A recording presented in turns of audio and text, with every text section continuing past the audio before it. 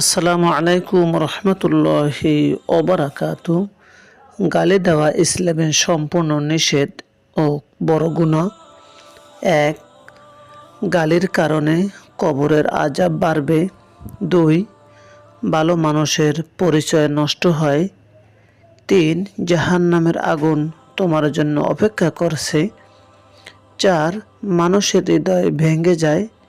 ৫, আত্মার শান্তি নষ্ট হয়। ৬, সামাজিক মর্যাদা কমে যায়। ৭, সম্পর্ক নষ্ট হয়।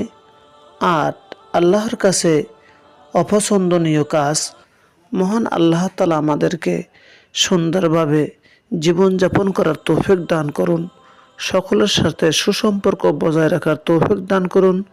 পৃথিবীর সকল মানুষ ভালো থাকুক, সুস্থ থাকুক। আমিন। আসসালামু আলাইকুম রহমতুল্লাহ।